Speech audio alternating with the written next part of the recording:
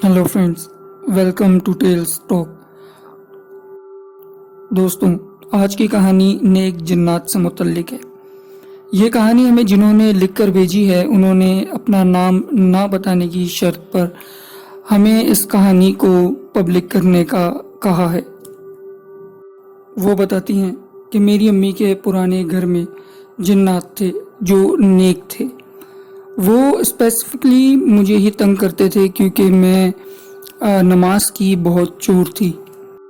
घर बड़ा नहीं था, 2 बेडरूम्स थे, एक ड्राइंग और एक लाउंज था, लेकिन मैं ड्राइंग रूम के अलावा कहीं सो नहीं सकती थी। ड्राइंग रूम के साथ एक बहुत बड़ी खिड़की थी जो एक खाली प्लॉट में खुलती थी और उस खाली प्लॉट में बुरे जिन्नात थे जिनके बारे में मैं बाद में बताऊंगी। वो बताती हैं कि हमारे घर में मुझे कभी भी अलार्म लगाकर सोने की ज़रूरत नहीं पड़ी। मैं बस बोल के सो जाती थी कि अजान होते ही मुझे उठा देना, और वो मुझे अजान होते ही उठा दिया करते थे। मैं जब कुरान हिफ्ज़ कर रही थी तो कुरान याद करने के बहाने रूम लॉक कर लिया करती थी और ख़ुद से बातें करती थी, पूरी रूटीन बताती थी जैसा कि मुझे कोई सुन रहा हो। लेकिन एक दिन मुझे अम्मी ने मारा तो मैं रोते रोते सो गई और मैंने ख्वाब में देखा कि अम्मी के हाथ जल गए और मैं घबरा कर उठी और अम्मी के पास गई तो वो किचन में चाय बना रही थी। तो मैंने देखा उस वक्त तो सब ठीक था, लेकिन जैसे ही मैं पलटी तो अम्मी के हाथ पर चाय गिर गई। उनके चीखने की आवाज़ मैंने सुनी। उस टाइम मैं काफ़ी छोटी थी, मंजर बिल्कुल ख्वाब जैसा था, तो मैं डर गई। किसी को कुछ नहीं बताया क्योंकि कोई मानता ही नहीं, लेकिन इस तरह से रोज़ होना शुरू हो गया। जो भी मुझे तंग करता था वो हर्ट ज़रूर होता था। मैं डर गई और मैंने सारी बात अब्बू को बता दी। पहले तो उन्होंने मेरी बातों का यकीन नहीं किया, लेकिन जब ये वाक़यात हद से ज़्यादा बढ़ने लगे तो उन सबको यकीन आ गया।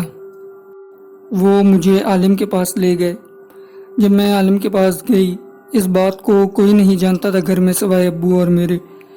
तो आलिम ने मुझे सख्ती से मना किया कि अब उनसे कोई बात नहीं करनी।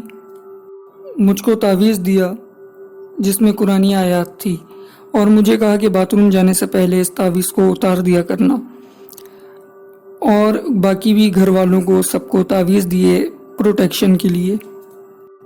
अब हुआ कुछ यूँ कि जब से मैंने तावीज़ पहनना शुरू किया उन्हें कुछ ख़ास पसंद नहीं आया। तो जैसे मैं बाथरूम के लिए तावीज़ उतार के रखती तो वो गायब हो जाता, और जब तक नया बनकर आता वो मुझे बहुत परेशान करते। मैं अक्सर बुरे ख्वाब देखकर डर कर उठ जाया करती थी।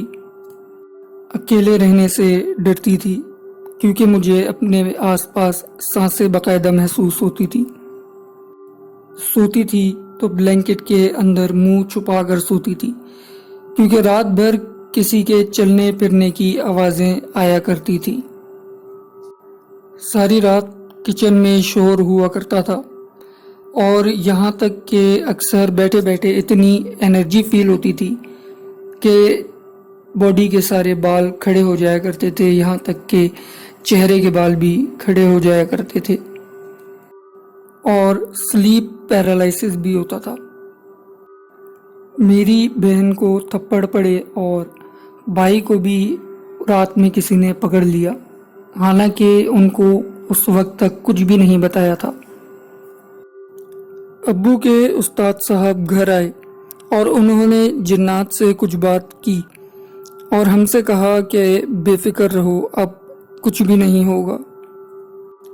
उस दिन के बाद से हमने तावीज़ तो पहने, लेकिन कुछ अरसे बाद हमने तावीज़ पहनना भी छोड़ दिए।